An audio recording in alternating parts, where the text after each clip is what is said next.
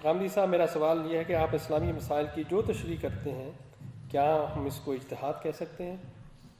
اس کے جواب میں مجھے چند چیزوں کی وضاحت کرنا ہوگی۔ ایک تو یہ سمجھ لیجئے کہ اللہ تعالیٰ کا دین جو محمد الرسول اللہ صلی اللہ علیہ وسلم کے ذریعے سے دیا گیا، وہ تو اللہ کی ہدایت ہے، نہ اس میں کوئی کمی ہو سکتی ہے، نہ اس میں کوئی بیشی ہو سکتی ہے۔ اللہ تعالیٰ نے اپنی ہدایت اپنے پیغمبر کو دی اور پیغمبر صلی اللہ علیہ وسلم نے اسے دنیا تک پہنچا دیا۔ لیکن ان کے دنیا سے رخصت ہو جانے کے بعد وہ دور شروع ہوا جس میں اب دین کو سمجھا جائے گا۔ یعنی قرآن مجید موجود تھا، رسالت بآب صلی اللہ علیہ وسلم نے انبیاء علیہم السلام کی جس سنت کو جاری فرمایا وہ موجود تھی۔ اس کو سمجھنے کا عمل رسول اللہ صلی اللہ علیہ وسلم کے بعد شروع ہوا۔ اس سے ایک مذہبی فکر وجود میں آیا، ریلیجیس تھاٹ وجود میں آیا۔ یہ انسانی عمل ہے۔ اس انسانی عمل میں بہت کچھ خیر ہوا ہے۔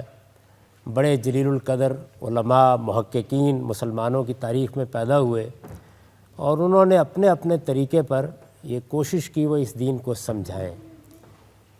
بعض مقامات پر اس میں جس طرح کے انسانوں کے کام میں ہوتا ہے غلطی بھی ہوئی ہے۔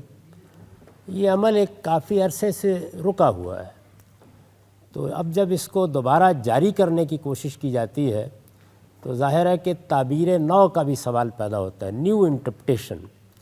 آپ کے علم میں ہوگا کہ بر صغیر کے جلیل القدر مفکر علامہ محمد اقبال نے اپنے آخری زمانے میں جو خطبات دیے تھے وہ اب کتابی شکل میں چھپے ہوئے موجود ہیں۔ ان کا نام یہ ہے reconstruction of religious thought in Islam, یعنی مسلمانوں کے مذہبی فکر کی تشکیل جدید۔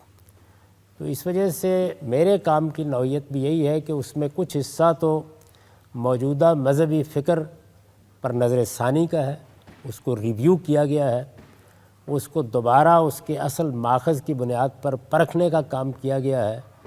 اس میں ظاہر ہے کہ ری انٹرپریٹیشن ہوئی ہے، یعنی جو چیزیں پہلے سے قرآن مجید سے سمجھی گئی تھیں، سنت سے سمجھی گئی تھیں یا احادیث سے سمجھی گئی تھیں، ان کی ری انٹرپریٹیشن کی ضرورت ہوئی۔ جہاں کہیں غلطی ہوئی تھی اس کی اپنے حقیر علم کے حد تک آدمی اصلاح کرنے کی کوشش کرتا ہے، اور یہ کوئی ایسا سلسلہ نہیں ہے کہ جو کسی ایک جگہ ختم ہو جاتا ہے، یہ جاری رہتا ہے۔ دوسرا حصہ وہ ہے جس میں ان مسائل پر دین کے احکام کا اطلاق کیا جاتا ہے، ان کو اپلائی کیا جاتا ہے جو نئے پیش آتے ہیں۔ جیسے آج کے زمانے میں اعضاء کی پیوند کاری کا مسئلہ پیش آ گیا، بیمے کی ایک نئی شکل وجود میں آ گئی، سود نے بینکاری نظام کی صورت اختیار کی، اس میں بڑے نئے مسائل پیدا ہو گئے۔ اس طرح کی بہت سی دوسری چیزیں ہیں۔ تو ان پر جب اسلام کے اصولوں کا اطلاق کر کے ان کو اپلائی کر کے کوئی رائے دی جاتی ہے تو اس کو اجتہاد کہتے ہیں۔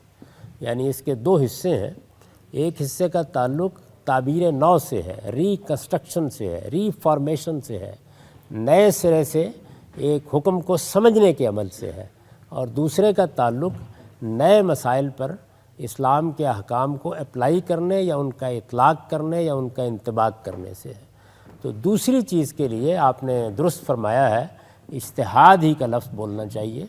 اجتہاد کا لفظ انٹرپریٹیشن کے لیے نہیں بولا جاتا، بلکہ جن معاملات میں اللہ کی کتاب خاموش ہے، جن معاملات میں محمد الرسول اللہ صلی اللہ علیہ وسلم سے کوئی براہ راست ہدایت نہیں ملی، جب وہاں ہم اپنی عقل کو استعمال کر کے دین کے اصولوں کی روشنی میں کوئی بات کہتے ہیں، اس کے لیے اجتہاد کا لفظ استعمال ہوتا ہے۔ تو ہمارے کام کی نوعیت ان دونوں عنوانات کے تحت بیان کی جا سکتی ہے۔ اس کا ایک بڑا حصہ تعبیر نو ہے اور ایک حصہ وہ ہے جس کو آپ اجتہاد بھی کہہ سکتے ہیں۔